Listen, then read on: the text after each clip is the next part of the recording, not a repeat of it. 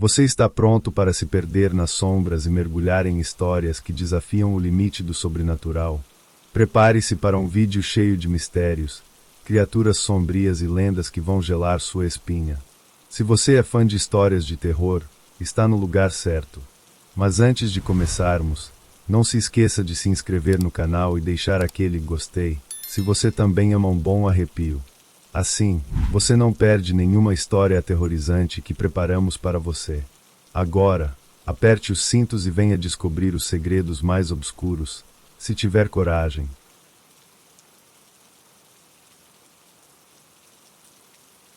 Miguel Arantes observava a pilha crescente de cartas na pequena mesa da sala. A maioria trazia elogios ao seu novo livro, Palavras que Curam, descrito como uma obra transformadora por leitores e críticos. Ele finalmente sentia que havia alcançado o ápice de sua carreira após anos de tentativas frustradas de se destacar no gênero de autoajuda. O telefone vibrou em cima da mesa. Miguel quase ignorou a chamada, mas algo na insistência do toque o fez atender. Senhor Arantes? A voz feminina era baixa, carregada de raiva contida. Sim, quem fala? Meu nome é Helena. Meu filho, Daniel. A voz dela falhou por um instante, antes de recuperar o tom. Ele tirou a própria vida. Miguel sentiu um nó se formar em sua garganta. Sinto muito por sua perda, mas não entendo como posso ajudá-la. Você entende, sim. O tom dela ficou mais cortante. Ele leu seu livro. Devorei as páginas na esperança de ajudar meu filho, e agora ele está morto. Miguel congelou, as palavras dela ecoando como um trovão. Desculpe, mas não sei do que está falando. O livro não, ele hesitou. Não tem nada prejudicial. É uma mensagem de superação, de cura. Ele escreveu no diário dele. Helena gritou. Trechos inteiros do seu livro, palavras que ele repetiu até o último instante. Palavras que o levaram a... A ligação caiu antes que ela pudesse terminar. Miguel ficou parado, a respiração pesada, olhando para o telefone em suas mãos. Ele queria acreditar que era apenas uma coincidência macabra, mas algo na intensidade daquela ligação se recusava a ser ignorado. Naquela noite, sozinho em sua casa, ele sentiu a inquietação crescer. Miguel pegou uma cópia do livro na estante, folheando as páginas em busca de algo que pudesse explicar o que ouvirá. A dedicatória no início o fez sorrir por um breve momento, as almas que buscam luz. Mas à medida que ele avançava, o desconforto crescia. Algumas frases pareciam estranhas, como se não tivessem saído de sua própria mente. Ele se lembrou de noites durante o processo de escrita em que as palavras pareciam surgir espontaneamente, quase ditadas por uma força invisível. Na página 73, seus olhos pararam em um trecho que ele não lembrava de ter redigido. Aceite o vazio, pois nele está sua verdade. Miguel sentiu um calafrio percorrer sua espinha. Essa frase não parecia com ele. De repente, uma batida no vidro da janela o fez saltar. Ele se levantou lentamente, sentindo o coração acelerar. Abriu a cortina para encarar apenas a escuridão lá fora. Um vento forte sacudia as árvores, mas Miguel teve a sensação incômoda de que não estava sozinho. De volta ao sofá, ele continuou lendo, ignorando o desconforto. As horas passaram até que seus olhos se fecharam, exaustos. O livro escorregou de suas mãos, caindo aberto no chão. Miguel acordou com uma sensação de peso no peito, como se tivesse sido observado a noite toda. Ele se abaixou para pegar o livro e percebeu que estava aberto em outra página. As palavras pareciam diferentes, como se o papel tivesse absorvido umidade, as letras inchadas. Ele leu em voz alta sem pensar. Aqueles que ousam ler encontram o caminho. Seu telefone tocou novamente, um som cortante no silêncio. Ele atendeu sem olhar para o identificador. Você precisa pará-lo. Era a voz de Helena novamente, desesperada. Esse livro está matando as pessoas. A linha ficou muda, mas o silêncio que restou foi ainda mais perturbador. Miguel ficou sentado, encarando a página aberta diante dele, sentindo o peso do que poderia ter começado sem saber. Miguel não conseguiu dormir. A voz de Helena ecoava em sua mente, misturada às palavras desconexas de seu próprio livro. Sentado à mesa da cozinha, com uma xícara de café frio, ele revisitou as críticas e mensagens que havia recebido desde o lançamento de Palavras que Curam. Até então, os elogios tinham sido esmagadores, mas agora ele procurava algo diferente, padrões. E ele encontrou. Um e-mail de semanas atrás dizia: seu livro me ajudou a tomar coragem para fazer o que era necessário. Finalmente entendi que a verdade está no vazio. Outra mensagem mencionava: as palavras realmente curam, mas primeiro elas destroem o que está errado. A frase "o vazio" aparecia repetidamente. Miguel começou a sentir uma inquietação crescente. O que ele havia escrito? Na tarde seguinte, ele decidiu procurar sua ex-esposa, Lúcia. Psicóloga renomada, ela tinha ajudado Miguel a superar um período de bloqueio criativo anos antes. Embora tivessem se separado em termos razoavelmente amigáveis, ele sabia que a visita não seria fácil. Miguel! Lúcia abriu a porta, surpresa. Isso é inesperado. Está tudo bem? Não exatamente, respondeu, nervoso. Preciso da sua ajuda. Ela o convidou a entrar, e ele sentiu o peso reconfortante da sala de terapia dela, livros, poltronas macias, um aroma suave de lavanda. Lúcia serviu chá enquanto ele explicava a situação. Você acha que seu livro está prejudicando as pessoas? Ela arqueou uma sobrancelha, cética. Miguel, você sabe que isso não faz sentido. Eu sei, Lúcia, mas tem algo errado. Algumas frases no livro, eu nem lembro de tê-las escrito. E os relatos, não são coincidências. Ela ouviu com atenção enquanto ele relatava os eventos recentes. Lúcia não acreditava em fenômenos sobrenaturais, mas reconhecia os sinais de uma paranoia crescente. Olha, talvez o que esteja acontecendo seja algo psicológico, ela começou. As pessoas leem coisas que ressoam com suas dores internas, e essas palavras se tornam gatilhos. Não é culpa do autor. Quase se não for isso. Ele insistiu. E se há algo mais? Eu preciso entender. Lúcia concordou em ajudar, mas com uma condição. Ele teria que permitir que ela analisasse sua perspectiva, caso isso fosse apenas um reflexo de sua própria culpa ou ansiedade. Relutante, Miguel aceitou. No dia seguinte, Lúcia começou a reunir informações sobre os leitores que haviam relatado problemas. A cada novo relato, a estranheza crescia. Uma mulher havia esfaqueado o marido após ler o livro, alegando que as palavras revelaram sua verdadeira essência. Um jovem destruíra uma igreja, dizendo que encontrou liberdade no vazio. Isso vai além do que eu esperava, admitiu Lúcia. Ainda não acredito que o problema seja o livro em si, mas os padrões são perturbadores. Miguel ficou em silêncio, processando a gravidade da situação. Mais tarde, naquela noite, ele pegou uma cópia de Palavras que Curam e começou a lê-lo em voz alta. A princípio, as frases soavam familiares, mas logo ele chegou a um trecho que o fez parar. Aqueles que resistem às palavras negam sua própria natureza. O tom parecia ameaçador, quase como uma acusação. Lúcia entrou na sala e o viu imóvel, os olhos fixos no papel. O que foi? Ela perguntou. Eu não escrevi isso. A voz dele era pouco mais que um sussurro. Na manhã seguinte, a sensação de controle escapava mais rápido do que Miguel conseguia lidar. E-mails com relatos perturbadores continuavam chegando, enquanto Lúcia tentava traçar um padrão psicológico nos afetados. Miguel, existe a possibilidade de algo estar manipulando essas pessoas, mas não é sobrenatural, explicou ela. Talvez elas estejam projetando suas próprias dores. Então por que eu mesmo sinto isso? Ele retrucou. Como posso ter escrito algo que nem lembro? Antes que Lúcia pudesse responder, o telefone de Miguel tocou. Ele hesitou ao ver o nome no identificador, Davi, o editor do livro. Miguel, precisamos conversar. A voz de Davi parecia nervosa. Algo está estranho com o livro.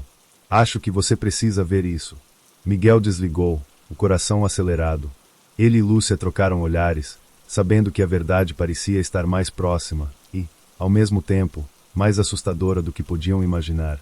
Miguel e Lúcia chegaram ao escritório de Davi no final da tarde, com as ruas da cidade já cobertas pela sombra crescente da noite. O ambiente estava mais caótico do que o habitual.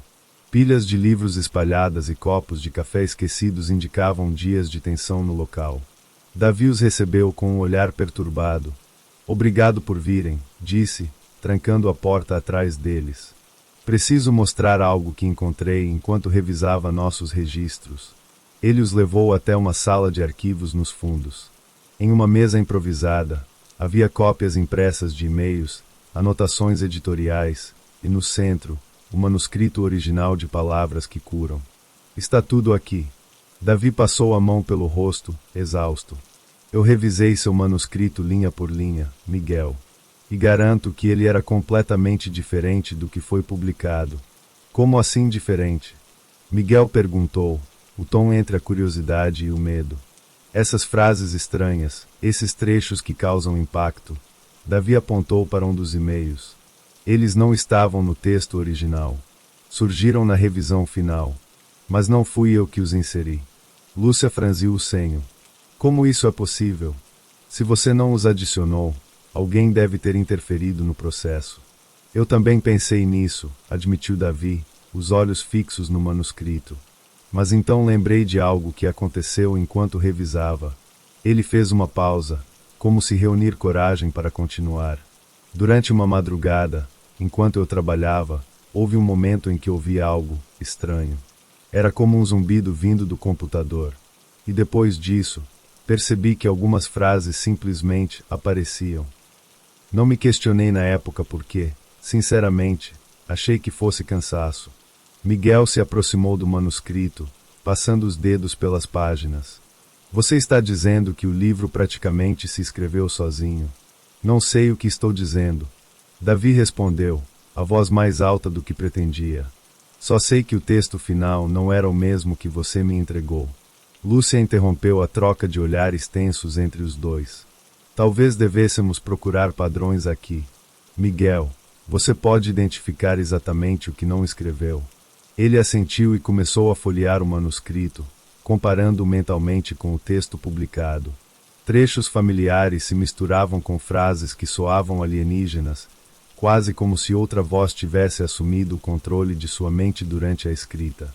Depois de horas, ele encontrou algo particularmente inquietante. Essa frase, ele apontou para um trecho no manuscrito. Aceite o vazio, pois nele está a sua verdade. Ela apareceu no texto final, mas eu nunca a escrevi. Davi se encolheu, como se a frase tivesse um peso físico. Esse trecho foi um dos que apareceu sozinho durante a revisão. Lúcia se inclinou sobre a mesa, olhando atentamente para o manuscrito. Isso não parece apenas manipulação editorial. Estamos lidando com algo diferente. Miguel, você se lembra de algum evento estranho durante a escrita? Ele hesitou, as lembranças de noites solitárias em frente ao computador voltando com força. Às vezes, eu me sentia desconectado, como se estivesse apenas transcrevendo algo, não criando. Mas achei que fosse o fluxo criativo. Davi arregalou os olhos. Isso não é normal, Miguel. Nunca foi. O silêncio foi interrompido por Lúcia, que apontava para uma anotação feita à mão em uma das margens do manuscrito. Era uma palavra ou frase, escrita com pressa e quase ilegível. Isso não é sua caligrafia, é? Ela perguntou. Miguel balançou a cabeça. Não. Lúcia pegou seu celular e começou a pesquisar. Parece um nome, ou uma invocação. Vou ver o que consigo encontrar. Enquanto ela se concentrava, Miguel sentiu um desconforto crescente, como se as paredes da sala estivessem se fechando. Davi, por sua vez, olhava para o manuscrito como se estivesse tentando decidir se o queimava ou mantinha como prova. Acho que descobri algo, Lúcia anunciou, os olhos fixos na tela do celular. E esse nome está ligado a uma antiga entidade, mencionada em textos esotéricos. Algo que se manifesta através de obras criativas, influenciando aqueles que interagem com elas. Davi riu nervosamente. Isso está começando a soar como um filme de terror. Eu gostaria que fosse, respondeu Miguel, o rosto pálido. Mas isso é real. O capítulo terminou com o trio encarando o manuscrito, a sensação de que estavam diante de algo muito maior do que podiam compreender crescendo como uma sombra que ameaçava engoli-los. A tensão na sala tornou-se quase insuportável. Miguel, Lúcia e Davi encaravam o manuscrito como se ele fosse uma entidade viva, algo que pudesse atacar a qualquer momento. Se isso é verdade, começou Miguel, a voz trêmula, Então estamos lidando com algo que não pode ser explicado racionalmente. Ainda assim, precisamos de provas mais concretas antes de tirar conclusões, disse Lúcia, tentando manter a calma. Miguel, você ainda tem as versões digitais do manuscrito? Ele assentiu, embora hesitante. Sim, no meu laptop. Está em casa. Então precisamos compará-las com a cópia publicada, sugeriu Davi. Isso pode nos ajudar a identificar exatamente quando as mudanças ocorreram. O trio decidiu agir imediatamente. De volta ao apartamento de Miguel, o ambiente estava pesado, como se a própria casa soubesse do que estava prestes a ser revelado. Miguel ligou o laptop e abriu o arquivo original de Palavras que Curam. Ao comparar as duas versões, Davi e Lúcia perceberam rapidamente que não apenas as frases modificadas haviam sido adicionadas, mas também que certos trechos pareciam estar codificados no texto, como se carregassem mensagens subliminares. Isso é impossível, murmurou Miguel, passando as mãos pelo cabelo. Eu escrevi isso. Você escreveu, mas talvez não estivesse no controle total, respondeu Lúcia, escolhendo as palavras com cuidado. De repente, o laptop congelou. A tela ficou preta, e então, como se fosse uma resposta direta às suas dúvidas, uma única frase apareceu, escrita em uma fonte vermelha pulsante. As palavras são a chave. Mas você está disposto a pagar o preço? Miguel fechou o laptop, ofegante. Lúcia segurou seu braço, tentando acalmá-lo, enquanto Davi recuava, olhando para o computador como se fosse um objeto amaldiçoado. Isso não é uma coincidência. Algo está nos observando, declarou Davi, finalmente verbalizando o que todos estavam pensando. Antes que Miguel pudesse responder, o telefone tocou. Ele atendeu hesitante, reconhecendo o número da editora. Miguel, é a Ana, da recepção. Eu não sei como dizer isso, mas algo estranho aconteceu aqui. O que foi? Miguel perguntou, tentando soar mais confiante do que se sentia. O sistema de arquivamento apagou sozinho.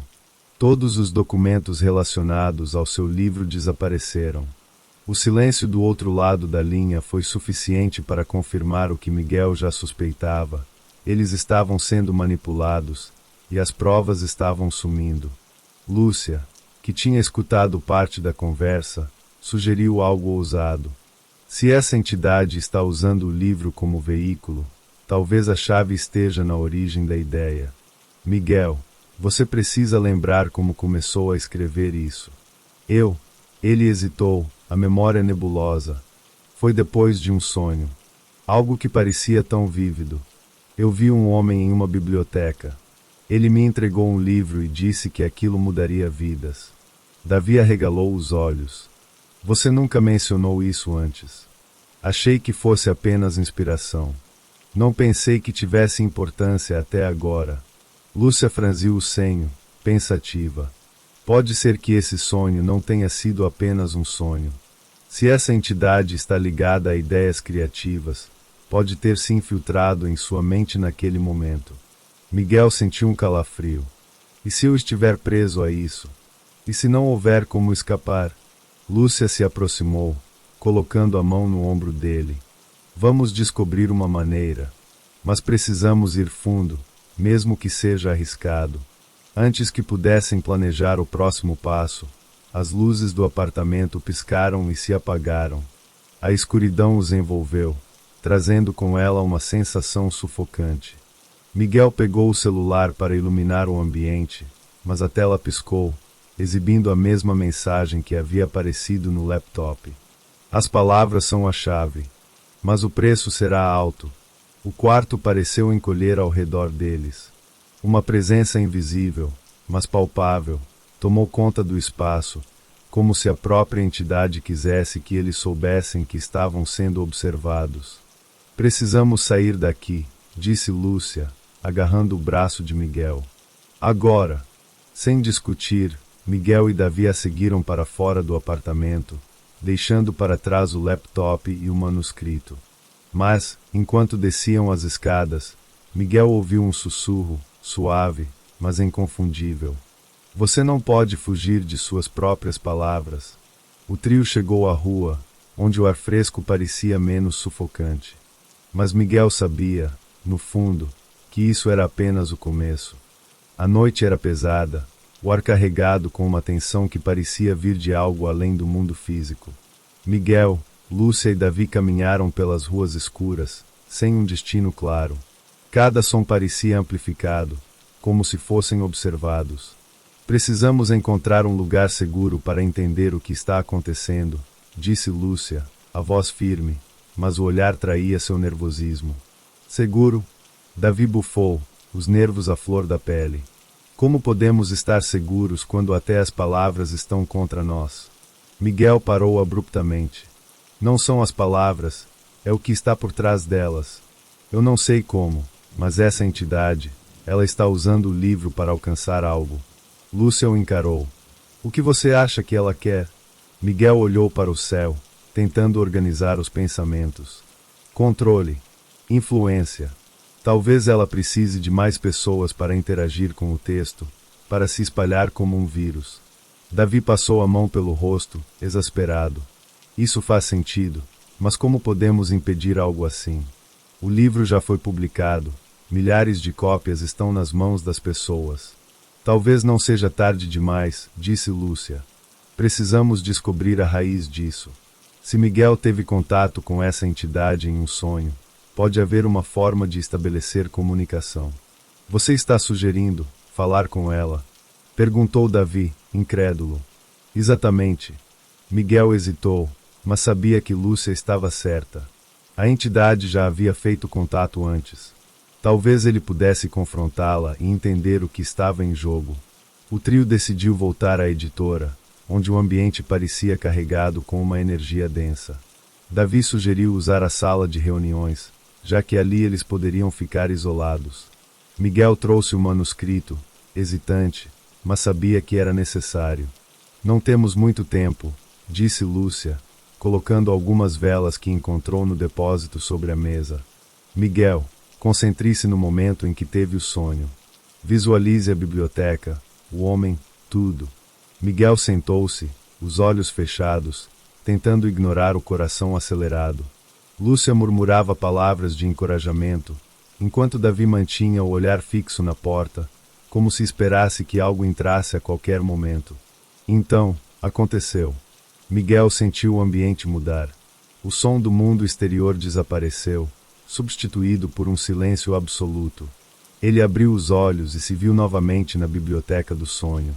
As estantes pareciam infinitas, os livros brilhando com uma luz que não tinha origem. E lá estava ele, o homem de terno escuro, sem rosto, segurando um livro aberto. Você voltou. A voz era fria, como o vento cortante. Quem é você? Perguntou Miguel, tentando manter a voz firme. Um facilitador. Alguém que transforma palavras em poder. Você não transformou nada, você usou a mim para seus próprios fins. O homem inclinou a cabeça. As palavras têm vida própria, Miguel. Você apenas serviu como veículo. O que elas fazem, não é culpa sua. Por que eu? Miguel perguntou, a raiva crescendo. Por que escolheu a mim? Por que você queria ser ouvido? Desejava que suas palavras mudassem vidas. Eu apenas lhe dei os meios. E o que você ganha com isso? Insistiu Miguel. O homem sorriu, um gesto perturbador em um rosto vazio. Expansão. Cada mente que lê, cada alma que reflete, elas se tornam parte de algo maior. Miguel sentiu um peso no peito, como se estivesse sendo engolido pela presença do homem. Mas ele não desistiria. Quero que isso pare. Agora. Você sabe o que isso significa, não sabe? Perguntou o homem, fechando o livro. Para desfazer o vínculo, deve haver um sacrifício. O preço final.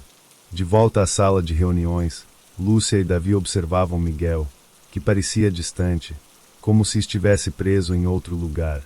De repente, ele abriu os olhos, ofegante. Ele quer um sacrifício, disse Miguel, a voz rouca. Sacrifício. Lúcia franziu a testa. Que tipo de sacrifício? Miguel encarou o manuscrito na mesa. minha conexão com as palavras. Ele quer que eu renuncie à minha habilidade de escrever. Davi deu um passo à frente. Você não pode estar falando sério. Escrever é quem você é. É isso ou deixar que ele continue a se expandir. Não tenho escolha. Lúcia olhou para Miguel, os olhos cheios de tristeza. Tem certeza? Miguel assentiu. Se eu não fizer isso, outras pessoas serão afetadas. Eu não posso carregar esse peso. Ele pegou uma caneta e começou a escrever uma última mensagem no manuscrito, suas mãos tremendo. Cada palavra parecia um golpe em sua alma, mas ele sabia que era necessário. Quando terminou, o manuscrito começou a queimar por conta própria, consumido por uma chama azulada que não fazia calor. No instante em que desapareceu, Miguel sentiu algo dentro dele se romper, como se uma parte essencial de si tivesse sido arrancada. Ele caiu de joelhos, exausto. Lúcia e Davi o ajudaram a se levantar, mas o olhar de Miguel estava vazio. Acabou? Perguntou Lúcia.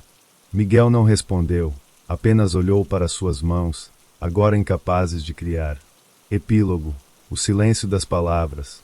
Meses depois, Miguel vivia uma vida simples, longe do mundo editorial. Ele ainda sentia a perda, mas sabia que havia feito o que era necessário. Em uma tarde, enquanto caminhava por um parque, ele viu uma criança lendo um livro. Por um instante, sentiu uma centelha de inspiração, mas ela desapareceu tão rápido quanto veio. Miguel sorriu, aceitando sua nova realidade. O mundo estava seguro, mesmo que ele tivesse perdido uma parte de si.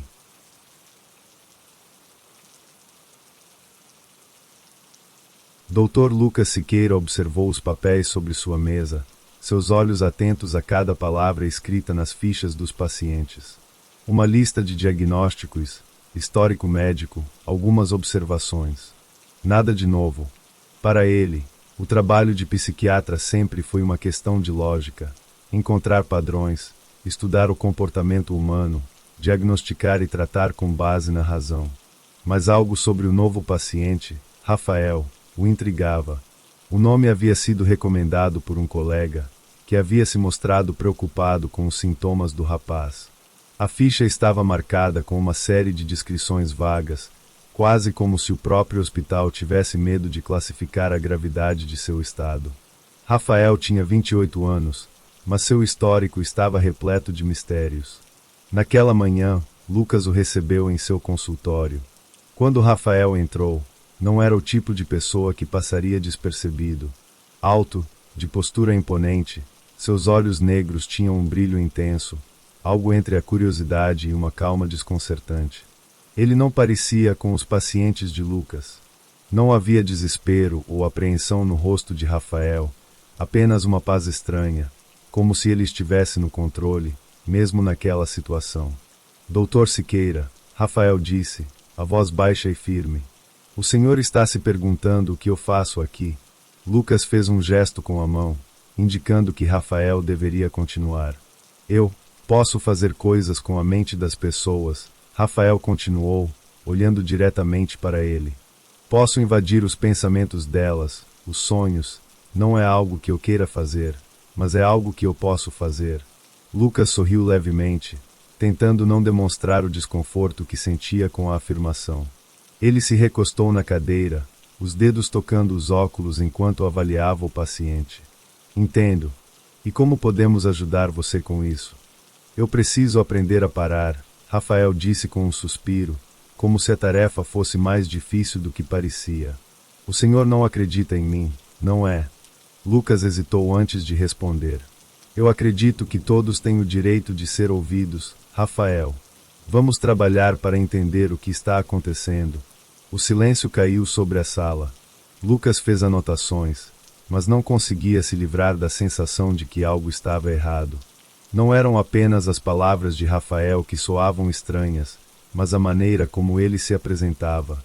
Ele não parecia como um paciente comum, alguém que buscava ajuda, mas como alguém que já sabia o que aconteceria a seguir.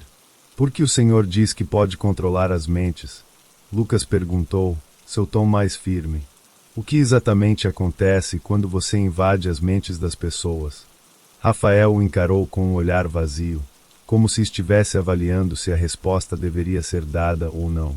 Eu não controlo, Dr. Siqueira, ele disse finalmente. Eu apenas as toco. O senhor vai ver. Não vai ser necessário que eu prove. Vai acontecer. Lucas franziu a testa, desconfortável com a intensidade do olhar de Rafael. Ele estava lidando com um paciente que parecia mais profundo do que qualquer diagnóstico psicológico que ele já tivesse enfrentado. Ele não acreditava em poderes psíquicos, mas algo na expressão de Rafael o fazia questionar sua própria racionalidade. Nos veremos amanhã, Rafael. Vou ajudá-lo a entender o que está acontecendo, Lucas disse, tentando manter a postura profissional. Rafael levantou-se e se dirigiu à porta. Antes de sair, ele se virou uma última vez. Não se preocupe, Dr. Siqueira. Vai ficar claro para o senhor, mais cedo ou mais tarde. O som da porta se fechando foi quase um alívio, mas Lucas não conseguia se livrar da sensação de que algo estava prestes a mudar. Algo que ele não poderia controlar. Nos dias seguintes, Lucas se concentrou em estudar o comportamento de Rafael. A cada consulta, o paciente se mostrava mais enigmático, mais evasivo, como se estivesse sempre à frente do próprio tratamento. Suas palavras, embora cuidadosas, pareciam carregar um peso que Lucas não conseguia compreender totalmente. Ele não podia negar que algo sobre Rafael o deixava inquieto. Naquela noite, enquanto se preparava para dormir, Lucas teve um pesadelo. Era uma cena antiga, mas vívida como se estivesse acontecendo naquele exato momento. Ele estava em um campo aberto, rodeado por sombras. O vento frio batia em seu rosto, e uma sensação de desconforto o envolvia. Ele olhou para trás e viu uma figura distante, com um chapéu grande cobrindo o rosto. Mas o que o assustava não era a figura. Era a sensação de que essa figura estava observando-o, não de longe, mas dentro de sua própria mente. Lucas acordou ofegante, com o corpo coberto de suor frio. Ele olhou para o relógio ao lado da cama. 3h42 da manhã. Ele se levantou e tentou se recompor, mas o pesadelo ainda o perseguia.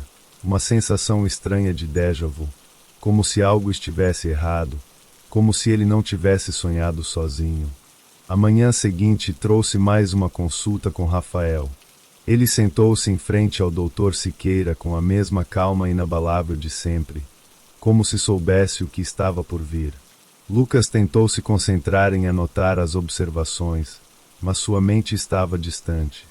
Ele não conseguia se livrar da imagem do campo, da figura assombrada, e mais ainda, da sensação de que não era apenas um sonho. Dr. Siqueira, disse Rafael, quebrando o silêncio com sua voz baixa, você está pensando sobre o que eu disse. Eu sei que você está. Pode me sentir. Eu sou uma presença na sua mente, assim como você também é uma presença na minha. Lucas parou de escrever, surpreso. Ele olhou para Rafael, tentando entender se estava ouvindo direito. O que você está dizendo? Rafael apenas sorriu, com um leve movimento da cabeça, como se estivesse ciente de algo que Lucas ainda não compreendia. Eu não sou um delírio, Dr. Siqueira. Eu sou real. Você vai ver. Vai começar a sentir. Aquelas palavras ficaram ecoando na mente de Lucas, como um sussurro que não podia ser apagado. Ele se forçou a olhar para o paciente com ceticismo, mas havia algo diferente no ambiente. O ar parecia mais pesado, mais tenso. Algo estava se movendo, mas ele não conseguia tocar. Não havia explicação lógica. Naquela noite, algo mais aconteceu. Lucas não sabia se estava sonhando ou se estava acordado. Ele se viu de volta no campo, a mesma figura à distância, mas desta vez ele estava mais perto. Ele queria correr, mas as pernas não se moviam. A figura se virou lentamente, e ele finalmente conseguiu ver o rosto. Não era uma figura humana. Era Rafael. Lucas acordou com um grito sufocado. A sensação de que ele não estava sozinho, que a presença de Rafael estava em sua mente, o deixou paralisado. Ele sentiu um calafrio percorrer sua espinha, enquanto tentava distinguir a linha tênue entre sonho e realidade. Sua cabeça estava em um turbilhão de pensamentos conflitantes, e ele não sabia mais o que era real. Ele se levantou, ofegante, e olhou ao redor do quarto. Tudo estava em silêncio, mas algo estava diferente. Ele sentia como se estivesse sendo observado, não fisicamente, mas algo muito mais profundo, como se seus pensamentos estivessem sendo analisados por uma presença invisível. Não pode ser, ele murmurou para si mesmo. Mas a verdade era que ele não sabia mais o que acreditar. Aquela sensação de violação não era nova. Ele sabia, com uma certeza aterradora, que Rafael estava se infiltrando em sua mente, como ele havia prometido. E, de alguma forma, isso era apenas o começo. Nos dias que se seguiram, Lucas tentou racionalizar o que estava acontecendo. Os pesadelos, a sensação de invasão, os encontros com Rafael. Nada fazia sentido. Ele passava mais tempo tentando entender o que ele estava vivenciando do que se concentrando no trabalho. Algo estava acontecendo, e não havia explicação lógica para isso. Ele era um psiquiatra, não um vidente ou alguém suscetível a ilusões. Mas a presença de Rafael dentro de sua mente parecia cada vez mais inescapável. Na consulta daquela manhã, Lucas estava visivelmente abalado. Ele sentia os olhos de Rafael penetrando em sua mente de uma forma que não conseguia descrever. O homem estava sentado em sua cadeira, calmo como sempre, e, ao contrário de outros pacientes, não parecia preocupado com o que estava sendo discutido. Ele já sabia, como se fosse parte do processo. Doutor Siqueira, está tudo bem? Perguntou Rafael, os olhos fixos nos dele. Você está se sentindo melhor? Lucas forçou um sorriso, mas não pôde evitar o desconforto que sentia. Estou bem. Apenas, um pouco cansado. Sim, é normal sentir-se assim, Rafael disse com um tom quase compassivo, como se soubesse o que Lucas estava enfrentando. Eu também senti isso no começo. Mas você está começando a ver a verdade, não está? O psiquiatra se retraiu. Eu não entendo o que está acontecendo. Eu preciso que você me explique. Você ainda não entende, Rafael continuou, mas vai entender logo. A mente humana é poderosa, Dr. Siqueira. É muito mais do que você imagina. Eu só toco as mentes das pessoas. Não as controlo. Só as revelei. O que isso significava? Lucas não sabia, mas a sensação de que a linha entre o real e o irreal estava se borrando dentro de sua própria mente era assustadora. Ele tentava resistir, mas a cada encontro com Rafael, ele sentia a sua sanidade vacilar. E, naquela noite, as coisas tomaram um rumo ainda mais sinistro.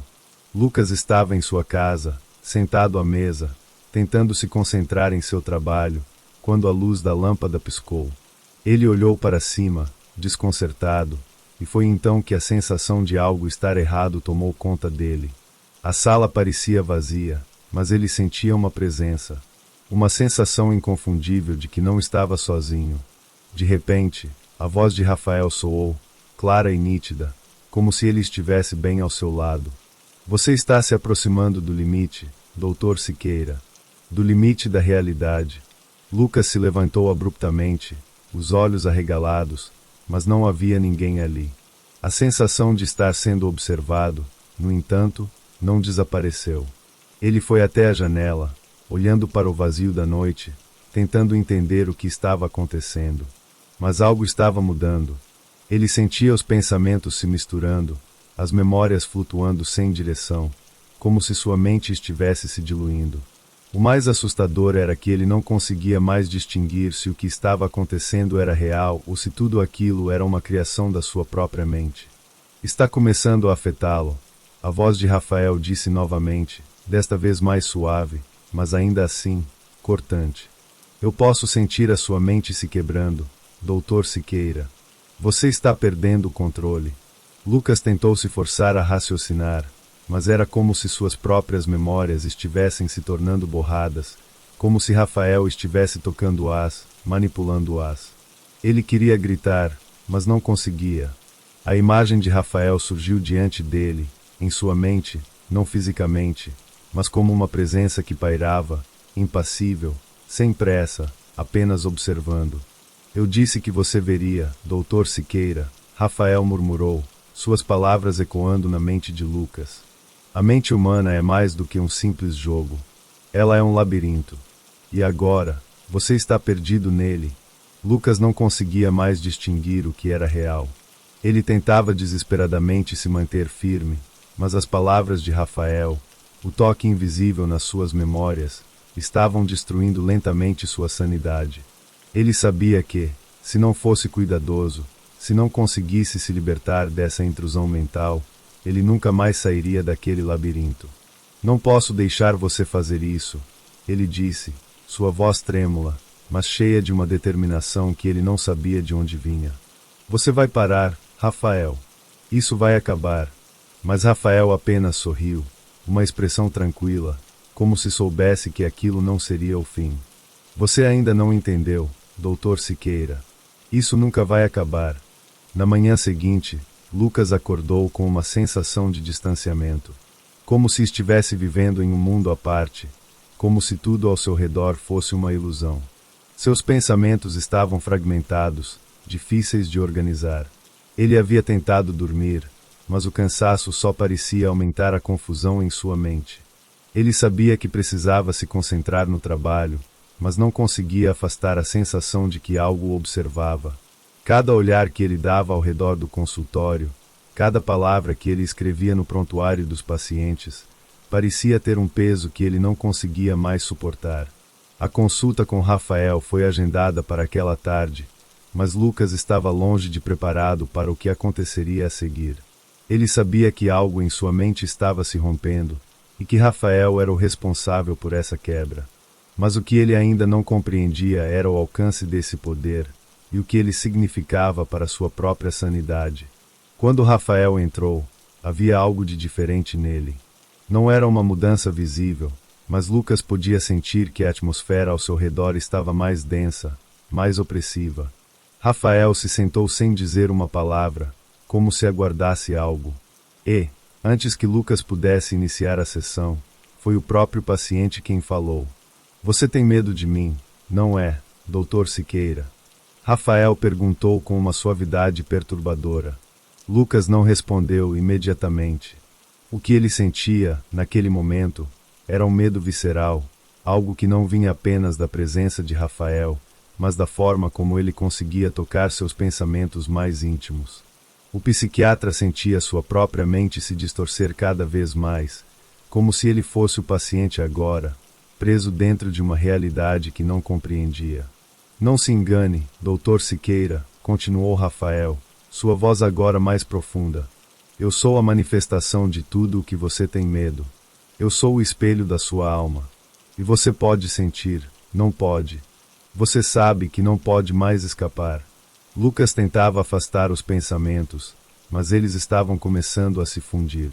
Ele fechou os olhos por um momento, tentando se recompor, mas as palavras de Rafael continuavam a ecoar em sua mente, mais intensas do que nunca. Você se lembra do que viu em seus sonhos, não se lembra? Rafael sussurrou. Eu sou parte de você, Dr. Siqueira. Eu sempre fui. Você me criou. Agora, você só precisa aceitar. Aquelas palavras o atingiram como um soco no estômago. Não, você está mentindo. Rafael inclinou-se para frente, seus olhos fixos nos de Lucas, como se estivesse sondando sua alma. Olhe para si mesmo, Dr. Siqueira. Olhe para o que você está se tornando. Você me invocou, e agora não pode mais me negar. Lucas sentiu uma onda de pânico crescente. Ele se levantou, a cadeira rangendo ao se afastar. Suas mãos tremiam, e ele se forçou a respirar fundo para não sucumbir à sensação de que estava perdendo o controle. Cada palavra de Rafael estava desconstruindo sua percepção da realidade, e ele já não sabia mais onde terminava a ilusão e onde começava a verdade. Não, ele tentou se recompor. Eu sou o psiquiatra. Eu sou o racional, o lógico. Você não pode. Eu não preciso de permissão para entrar em sua mente, Rafael interrompeu com um sorriso enigmático. Eu sou a sombra que você criou, a dúvida que você sempre tentou esconder. E agora você vai olhar para o espelho. Rafael se levantou calmamente e foi até a janela. Ele a abriu, permitindo que a brisa fresca entrasse no consultório. Mas, para Lucas, não havia nada de fresco no ar. Ele sentia como se o mundo estivesse se tornando cada vez mais fechado, como se as paredes da realidade estivessem se estreitando ao seu redor. Eu sou o espelho da sua alma, Dr. Siqueira. Tudo o que você sempre quis esconder, tudo o que você tem medo, eu mostro a você. E você não pode mais escapar. Rafael virou-se para ele, e por um momento, Lucas não conseguia mais distinguir onde terminava o paciente e onde começava sua própria mente. A verdade parecia distorcida. Antes que Lucas pudesse responder, Rafael desapareceu. Não foi uma partida física, mas uma sensação de desaparecimento, como se ele tivesse se esvaído da realidade, deixando apenas a sensação de sua presença. Lucas ficou parado, os olhos fixos no vazio onde Rafael estava momentos antes. Ele tentava racionalizar o que acabará de acontecer, mas tudo o que sentia era um vazio angustiante. Ele sabia, agora, que não havia mais como voltar atrás. Ele estava no limite, e Rafael não era mais apenas um paciente. Ele era o reflexo de uma mente partida. A noite seguinte foi a mais silenciosa que Lucas já experimentou. Sua mente estava em completa dissonância, os pensamentos se entrelaçando e se separando, como um labirinto sem fim. Cada vez mais, ele tinha dificuldade em discernir se o que ele vivia era real ou uma extensão das alucinações causadas pela presença de Rafael.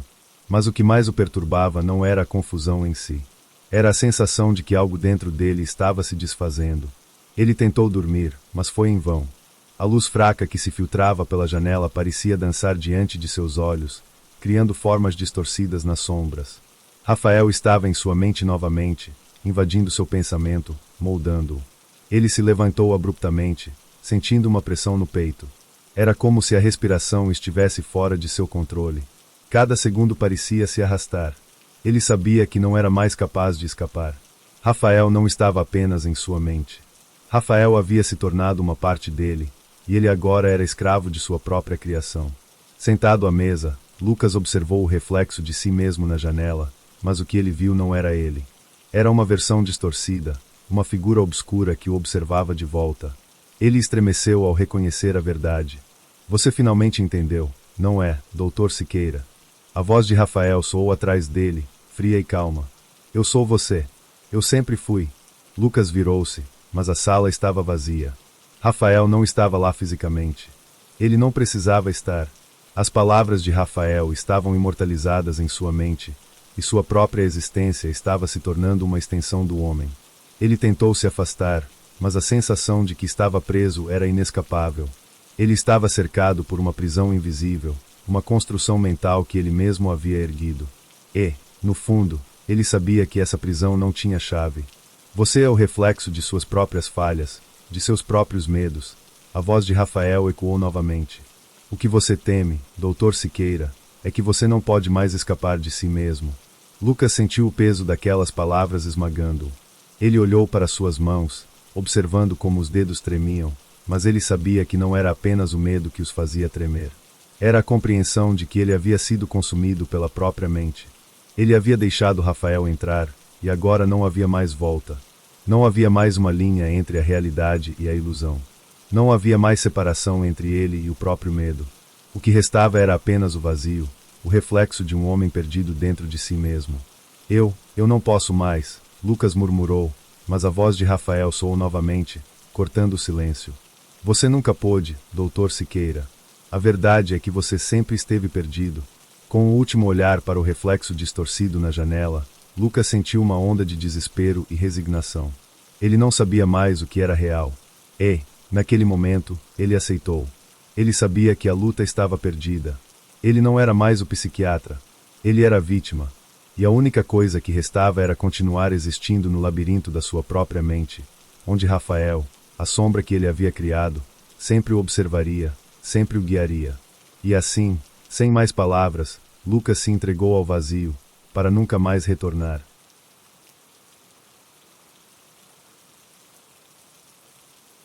A casa estava silenciosa, como sempre. Marcos andava pela sala com passos pesados, os olhos perdidos naqueles cantos que, um dia, foram preenchidos com risos e conversas. Agora, tudo o que restava eram sombras e ecos. O perfume de Maria ainda parecia pairar no ar, e ele sentia sua presença, mas era uma presença vazia, uma memória presa nos corredores da casa. Fazia quase um ano desde que o acidente levou sua esposa e filho, mas o luto não cedia. Ele tentava seguir em frente, ou ao menos parecer que tentava, mas o peso da perda o esmagava a cada dia. No início, ele achou que poderia encontrar algum tipo de consolo na rotina. Trabalhar, dormir, acordar. Mas nada funcionava. Às vezes, quando caminhava pela casa, sentia como se ainda estivesse à espera de ouvir a voz de Maria chamando-o pela cozinha, ou as risadinhas de Lucas vindo do corredor.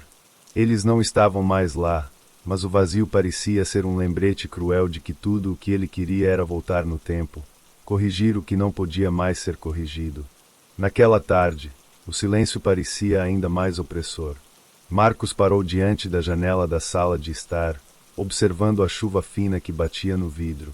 Ela sempre adorava aqueles dias chuvosos, dizia que traziam uma sensação de renovação, como se o mundo se lavasse de todo o peso.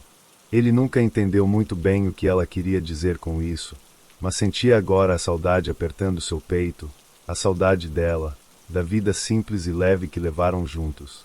Foi quando ouviu. Não era um som claro, mas uma voz. Sua mente lhe disse que era uma ilusão, mas o som veio de novo. Marcos! Marcos!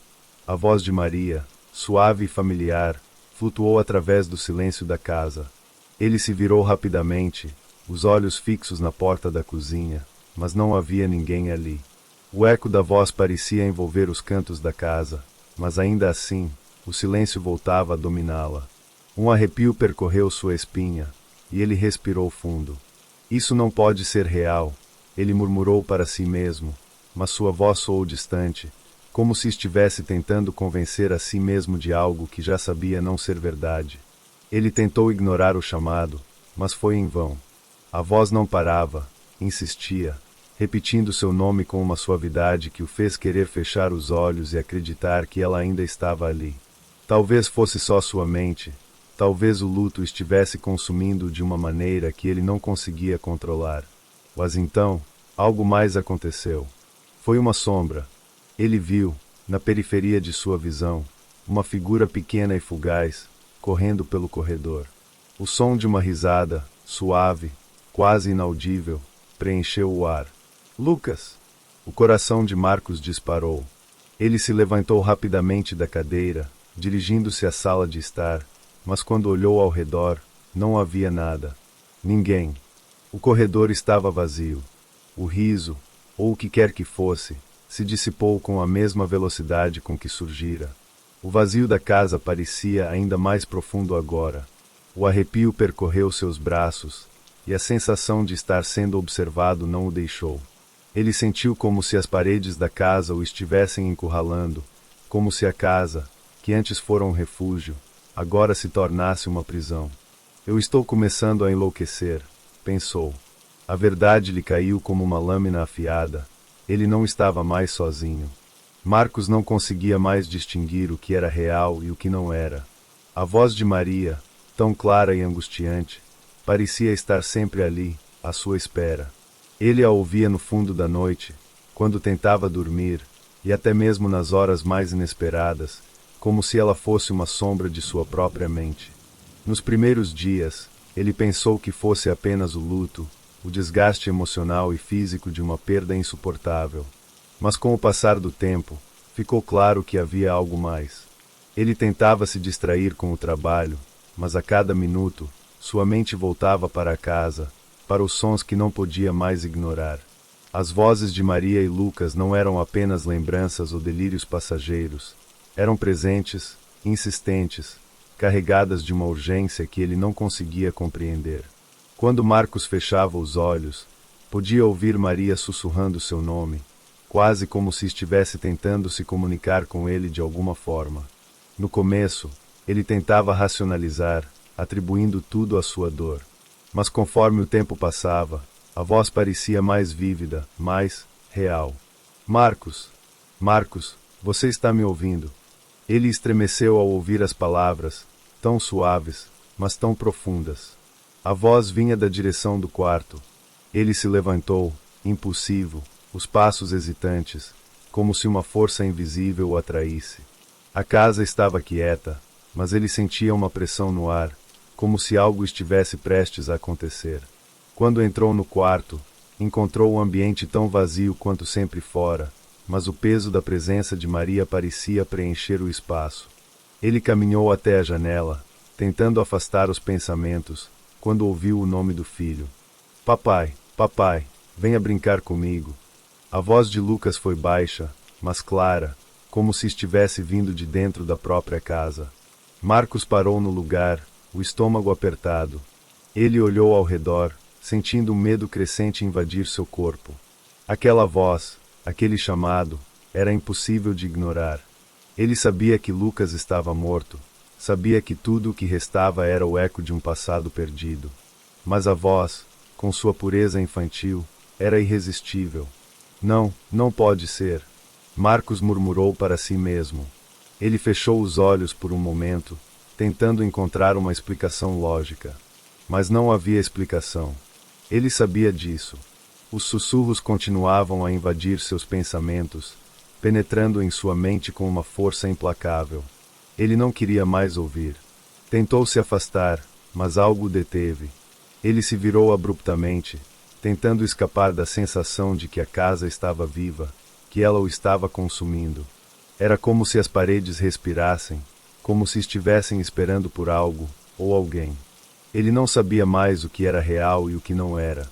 Sentiu-se impotente, preso em uma prisão invisível, onde não havia mais saída. Marcos pensou em gritar, mas as palavras ficaram presas em sua garganta. O silêncio voltou, mas não era o silêncio tranquilo ao qual estava acostumado. Era um silêncio pesado, carregado de expectativas não ditas, como se a casa estivesse esperando por algo de Marcos, esperando que ele finalmente aceitasse aquilo que estava acontecendo. A sensação de estar sendo observado não ia embora. Ele virou-se novamente para a janela e, por um breve momento, viu uma figura na rua. Sua mente tentou negar, mas ele sabia o que vira, uma silhueta familiar, uma sombra, flutuando na escuridão. Maria! O nome escapou de seus lábios, mas, antes que pudesse pensar em mais alguma coisa, a visão se dissipou, deixando apenas o vazio. Nos dias seguintes, Marcos não conseguia mais fugir das vozes.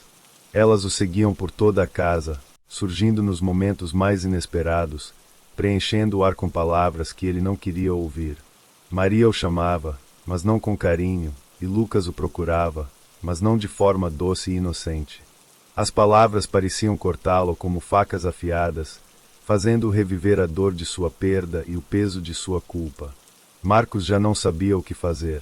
A cada vez que a voz de Maria soava, ele sentia como se fosse puxado para o passado, para os dias que antecederam o acidente. Ele se lembrava das brigas, das palavras não ditas, das promessas quebradas. O que ele não fizera, o que ele não dissera. Ele se lembrava de como, antes de tudo acontecer, ele começara a se distanciar. Ela sempre o chamava para conversar, para tentar resgatar o que restava do relacionamento deles, mas ele se fechava. Sua mente estava em outro lugar, e ele não conseguia dar atenção à mulher que amava e ao filho que tanto precisava dele. Você sabia que isso ia acontecer, Marcos? A voz de Maria ecoou em seus ouvidos, cortante. Você sabia, e não fez nada para mudar. Marcos fechou os olhos, segurando a cabeça com as mãos, como se pudesse afastar aquelas palavras dolorosas. Mas elas continuavam, não paravam. Eu tentei, ele murmurou, mas sabia que era mentira. Ele não tentará o suficiente. Ele não estava lá, não para ela, não para Lucas. Ele se permitiu se perder em seus próprios problemas, no peso da sua carreira, na sua própria apatia. Ele não se deu conta de que estava afastando as pessoas que mais importavam. E agora, tudo o que restava eram as lembranças e a culpa esmagadora que o consumia. Ele se levantou e caminhou pelo corredor, em busca de algum alívio. Mas a casa parecia se fechar sobre ele, os cantos escuros parecendo mais densos a cada passo. Quando chegou à sala, algo o parou. Olhou para o sofá, onde Maria costumava se sentar à noite, e a imagem dela veio à sua mente, nítida como uma fotografia. Ela estava lá, sentada, com um sorriso suave, os olhos que ele tanto amava fixos nele. Ele estremeceu, mas não foi de medo. Foi de uma dor profunda, algo tão intenso que o fez se curvar. Por que não me ouvi, Marcos? A voz de Maria sussurrou em seu ouvido, e ele sentiu as palavras perfurando sua alma. Ele não sabia mais o que fazer, o que pensar. Tudo o que sabia era que ele estava perdendo o controle. Sentiu a pressão da casa em seu peito, o peso das paredes como se estivessem desabando sobre ele. Ele tentou falar, tentar expurgar a dor, mas as palavras não saíam. Nada saia. Foi quando a visão de Lucas apareceu. Não era uma visão real, mas a imagem do menino que ele tanto amava, o rosto sorrindo, os olhos brilhando com aquela energia pura que só as crianças têm. A imagem veio à sua mente, tão vívida quanto uma lembrança de um sonho. Marcos viu Lucas segurando um brinquedo, sorrindo, dizendo: "Papai, você vai brincar comigo?" A dor que ele sentiu naquele momento foi insuportável. Ele se ajoelhou no chão, as lágrimas escorrendo pelo seu rosto, as palavras sufocadas em sua garganta. Ele queria voltar atrás, queria ter sido o pai que Lucas merecia, a pessoa que Maria merecia. Mas não podia mais. As vozes continuavam, agora mais intensas, mais acusadoras. A casa estava cheia delas. Ele se levantou, tremendo, e foi até o quarto, onde Maria o chamava, onde Lucas o procurava. Ele precisava encarar aquilo, precisava entender o que estava acontecendo, o que ele havia perdido. Mas, em vez disso, ele encontrou apenas o vazio. O quarto estava vazio. A casa estava vazia. As vozes haviam sumido. E, com elas, a sensação de estar sendo observado desapareceu por um momento, mas a culpa permaneceu. Sempre presente. Sempre lembrando a ele de tudo o que ele poderia ter feito, mas não fez. Marcos passou a noite em claro, a mente agitada, os pensamentos se atropelando. Ele não sabia o que esperar no dia seguinte, mas algo dentro dele sentia que não poderia continuar assim. As vozes de Maria e Lucas, os ecos do passado, estavam consumindo sua sanidade. O peso da culpa o esmagava, mas ele não sabia como fugir daquela casa, daquele lugar que agora parecia uma prisão. As sombras pareciam se arrastar por todo o ambiente, e a sensação de ser observado estava mais forte do que nunca. Quando o sol finalmente se levantou, tímido, através das cortinas fechadas, Marcos não se sentiu melhor. A luz do dia não trouxe alívio, não trouxe resposta. Ele se levantou, forçando-se a agir como se tudo estivesse normal. Como se não tivesse sido invadido por uma presença que ele não podia controlar. Ele foi até a cozinha, tentando não pensar nas vozes que ainda ecoavam em sua mente. Mas, ao abrir a porta, foi como se a casa se fechasse sobre ele de novo. Havia algo ali, algo diferente, algo que ele não podia identificar. A cozinha estava vazia, como sempre. Mas, ao olhar para a mesa, uma folha de papel apareceu, deixada cuidadosamente no centro. Ele a pegou, sentindo seu coração bater mais rápido, como se o simples ato de tocar aquele pedaço de papel fosse uma revelação. Com mãos trêmulas, leu as palavras escritas.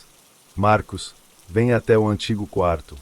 Você sabe o que precisa fazer. A mensagem não fazia sentido, mas, ao mesmo tempo, sentiu que era uma ordem que não poderia ignorar. Ele olhou ao redor, os cantos da cozinha escuros, o ar denso. Nada parecia real, mas o chamado era impossível de negar. Ele precisava ir. Algo dentro dele, uma força estranha, o impulsionava a seguir aquela mensagem. Atravessou a casa com passos lentos, a sensação de ser observado mais forte a cada passo. Quando chegou à porta do antigo quarto de Maria e Lucas, hesitou. O lugar estava em silêncio absoluto, mas ele sabia que algo o aguardava ali. Ele empurrou a porta devagar, e, ao entrar, o que viu o fez parar. O quarto estava exatamente como se lembrava, a cama arrumada, o cheiro familiar de Maria no ar, mas havia algo estranho. Algo estava fora de lugar. No centro do quarto, uma cadeira de balanço estava se movendo sozinha. Um som suave, como um sussurro, vinha de dentro do quarto, e Marcos não sabia se queria ouvir. Ele se aproximou lentamente, os olhos fixos na cadeira que balançava com um movimento lento, ritmado. Era como se a própria casa estivesse respirando. Maria. Lucas. Ele murmurou, mas sua voz soou fraca, perdida no eco do ambiente. Não havia resposta, apenas o balanço suave da cadeira e o som que parecia preencher o espaço. Foi então que ele viu, em cima da cama, uma fotografia. Ele se aproximou, as mãos ainda trêmulas, e pegou a foto. Era uma foto antiga, de um dia feliz, Maria sorrindo ao lado de Lucas, com os braços ao redor dele. Mas, ao olhar mais de perto, ele percebeu algo que o fez engasgar. Na borda da foto, as palavras estavam escritas com uma tinta vermelha. Não podemos voltar, mas você ainda pode. Ele se afastou, a sensação de terror tomando conta de seu corpo. O que isso significava? Por que aquela foto estava ali, depois de tudo o que ele havia vivido? Era mais uma brincadeira de sua mente? Ou havia algo mais, algo que ele ainda não conseguia entender? Antes que pudesse reagir, ele ouviu o som de passos leves, vindos do corredor. O som de uma criança correndo. Marcos se virou abruptamente, mas, ao olhar, não viu ninguém. O corredor estava vazio, mas a sensação de que algo estava prestes a acontecer não o deixou. Ele sentiu como se estivesse à beira de descobrir algo que mudaria tudo. Algo que o levaria de volta ao início, ao ponto onde ele começou a perder tudo o que amava. Marcos! Marcos! A voz de Maria sussurrou novamente, mais próxima do que nunca. Ele fechou os olhos, tentando resistir, mas sabia que não poderia escapar mais. A noite parecia eterna. Marcos não conseguia escapar do peso da casa, dos sussurros que preenchiam o ar e das imagens que surgiam em sua mente, uma após a outra. Ele não sabia mais se estava delirando, se tudo não passava de uma construção mental, uma tortura de sua própria culpa. Mas, ao mesmo tempo, algo lhe dizia que havia mais em jogo. Algo que ele não entendia, algo que ele ainda não havia desvendado. Ele caminhava pela casa, os passos soando vazios, como se o próprio espaço ao seu redor estivesse absorvendo sua existência. O quarto de Maria e Lucas estava gravado em sua mente, como uma ferida aberta, e a imagem da foto com a tinta vermelha continuava a assombrá-lo. Não podemos voltar, mas você ainda pode. As palavras ecoavam em sua mente com uma urgência que ele não conseguia ignorar. Com o coração pesado, ele se dirigiu novamente ao quarto, onde tudo começara. Ele sabia que algo estava prestes a acontecer, que ele não poderia adiar mais. Era como se ele estivesse prestes a enfrentar o inevitável, a verdade que havia ficado escondida por tanto tempo. Ao entrar, a casa parecia mais fria, mais opressiva, e a sensação de estar sendo observado nunca foi tão forte. Maria! Ele sussurrou, sua voz vacilante, mas o som de seu próprio nome, pronunciado de forma tão familiar, parecia ecoar nas paredes. Não houve resposta. O silêncio era profundo, denso, como se a casa estivesse retendo a respiração. De repente, a porta se fechou atrás dele, com um estrondo surdo. Ele se virou rapidamente, o susto e o pânico tomando conta dele, mas quando olhou para trás, a casa estava novamente em total silêncio. No entanto, o ambiente parecia ter mudado. Algo estava diferente. O quarto, que antes parecia vazio e sem vida, agora estava repleto de uma presença que ele não conseguia identificar, uma sensação de que os fantasmas do passado estavam de volta para cobrar seu preço. Foi então que ele viu, parado diante da cama, uma figura. Maria. Ela estava lá, mas não como ele a lembrava. Seus olhos estavam vazios, sem vida, como se houvesse algo ausente nela, algo perdido para sempre. Ela olhou para ele, mas não com raiva, nem com dor, apenas com uma tristeza profunda. Lucas estava ao seu lado, em um canto da sala, mas não como uma criança feliz. Ele estava imóvel, em silêncio, os olhos fixos no pai com uma expressão vazia. Marcos! A voz de Maria ressoou na sala, sem emoção, mas carregada de uma dor profunda. Você não pode escapar daquilo que fez. Não pode fugir daquilo que deixou para trás. Marcos sentiu o peso de suas palavras como uma lâmina afiada. Ele queria gritar, queria pedir desculpas, mas as palavras se perdiam em sua garganta. Ele sabia que a culpa que o consumia não poderia ser desfeita. A dor que ele sentia por não ter sido o pai e o marido que deveria ter sido seguia como uma sombra, implacável. Ele fechou os olhos, tentando afastar as lágrimas que ameaçavam cair. Eu não sabia como mudar. Eu falhei. Ele falou com dificuldade, a voz carregada de arrependimento. Falhou! Maria repetiu, um sorriso triste surgindo em seu rosto. Você não falhou, Marcos. Você simplesmente escolheu não ver. Escolheu ignorar o que realmente importava. Aquelas palavras cortaram mais fundo do que qualquer acusação. Marcos olhou para ela, e por um breve momento, ele teve a sensação de que ela estava mais viva do que nunca, mais real do que antes. Ela caminhou lentamente em direção a ele, seus passos suaves, mas pesados com o peso daquelas palavras. Ela parou diante dele, e com um gesto, tocou sua mão, gelada como mármore. Você ainda pode fazer algo, Marcos. Você ainda pode encontrar uma maneira de corrigir seus erros. O quarto começou a escurecer à medida que as palavras de Maria se tornavam mais intensas. Lucas se aproximou, agora sorrindo novamente, mas o sorriso era sombrio, como se ele soubesse algo que Marcos não entendia. Você vai voltar, papai. Você vai voltar para nós, não vai? O ambiente parecia girar em torno dele, as sombras dançando nas paredes. Marcos tentou respirar, mas o ar parecia espesso, pesado. Ele sentiu um turbilhão em sua mente, um chamado irresistível para seguir adiante, para encontrar a verdade, para entender finalmente o que havia acontecido com ele, com sua família. Ele sabia que não podia mais fugir. Eu vou fazer o que você pedir, ele disse, sua voz firme, mas trêmula. Eu vou tentar corrigir tudo, mas, ao olhar novamente para Maria e Lucas, eles desapareceram, como se nunca tivessem estado ali. O quarto se acalmou, e a casa, de alguma forma, se tornou silenciosa. Marcos ficou parado no meio da sala, o peso daquilo tudo ainda pesando sobre ele. Ele não sabia o que aconteceria a seguir, mas algo dentro dele sentia que sua jornada estava longe de terminar.